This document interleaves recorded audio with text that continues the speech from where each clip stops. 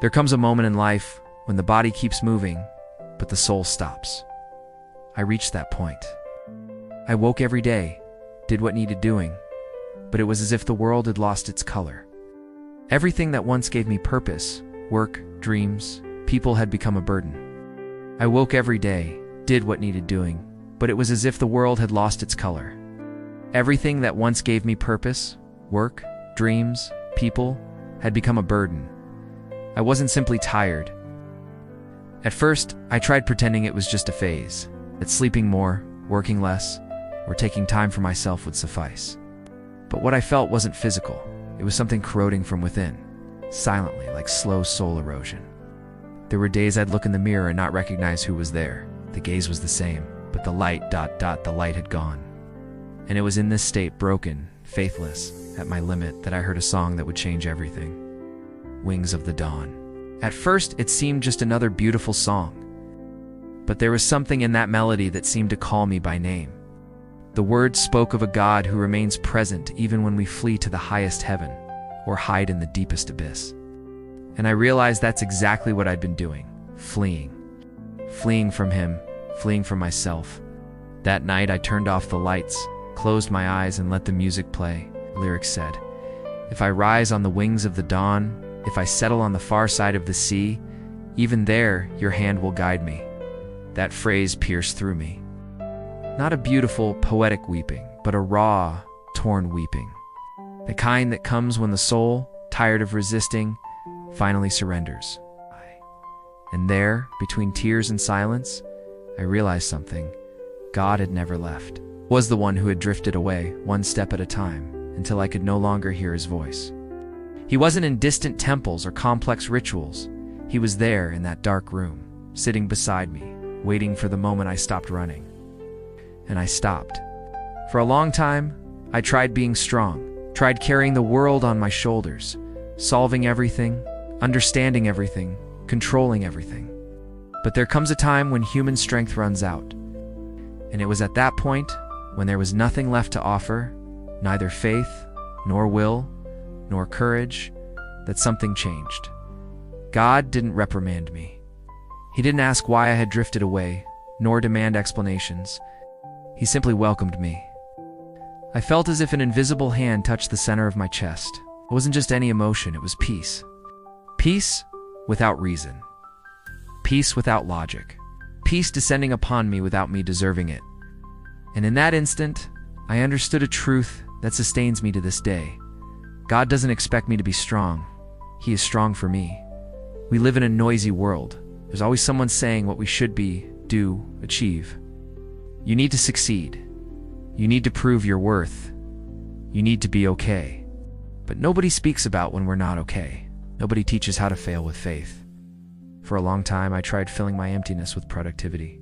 But emptiness isn't filled with noise. It was in silence. That same silence I so feared that God began speaking again. It's not with thunder or spectacular miracles, but with the tenderness of one who whispers, "I still believe in you." And that phrase coming from him changed everything. When God rewrites the broken, there's a type of pain that doesn't destroy, it reveals. It reveals what truly matters, reveals who we are without masks, reveals who God always was. In my pain, I discovered that God isn't just the distant creator governing the universe. He is the father who sits beside the weary child and says, "Rest. I'm here." I began noticing small signs. The sunrise after a difficult night, a friendly word at the right moment, a verse appearing seemingly from nowhere that seemed written for me. God wasn't speaking only through the Bible. He was speaking through life. And gradually, what was despair became prayer. What was guilt became learning. What was weakness became dependence. And I realized that perhaps the wings of the dawn aren't just about escape, but about hope. I thought I'd never fly again, that the weight of losses and mistakes would condemn me to the ground forever. But it was on the ground that God began teaching me to fly again. I learned that the wings lifting me aren't mine, they're His. Faith isn't about reaching heaven through effort, but about allowing God to carry us there. There are days I still feel weak, but now I know the strength moving me doesn't come from me. It comes from the same God who says, Those who hope in the Lord will renew their strength. They will soar on wings like eagles, and that's exactly what he did with me. I remember one day in particular.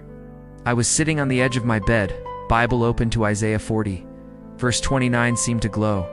He gives strength to the weary and increases the power of the weak. I closed my eyes and whispered, God, I have no strength left. And I felt as if he smiled, not with irony, but with tenderness, as if saying, then now I can begin. That's when I understood the power of surrender. While I tried being the hero of my own story, God merely watched. But when I finally gave up, he acted. He didn't just restore my physical energy, he gave me meaning. And when life has meaning, even suffering gains purpose.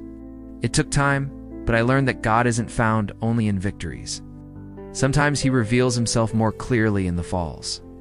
I discovered that faith is an absence of doubt.